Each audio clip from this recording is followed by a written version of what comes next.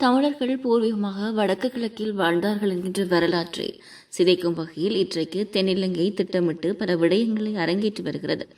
எமது ஒற்றுமையின்மை காரணமாக எமது மக்களையும் மண்ணையும் நாங்கள் இழந்துவிடக்கூடாது என வன்னி மாவட்ட பாராளுமன்ற உறுப்பினர் செல்வம் அடைக்கலநாதன் தெரிவித்துள்ளார்.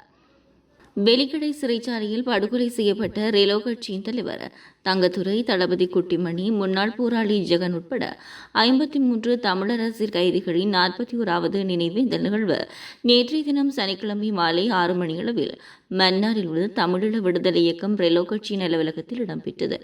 இதன்போது இடம்பெற்ற நினைவேந்தல் நிகழ்வில் போராளிகளுக்கு அஞ்சலி செலுத்திய பின்னர் உரையாற்றுகையிலே அவர் இவ்வாறு தெரிவித்தார். அவர் மேலும் தெரிவிக்கையில், ஆயுத போராட்டமாக மிக உச்சகட்டத்திலே வடிவெடுத்து அது இப்பொழுது மவனிக்கப்பட்டு மீண்டும் ஒரு அகிம்சை ரீதியான போராட்டங்களை நாங்கள் செய்து எங்களுடைய இனத்தின் பிரச்சனைகளை வெளிக்கொண்டு இருக்கின்ற காலகட்டத்திலே நாங்கள் நிலங்கள் அபகரிக்கப்படுகிறது, எங்களுடைய கடல் வளம் அபகரிக்கப்படுகிறது, எங்களுடைய மண் அபகரிக்கப்படுகிறது.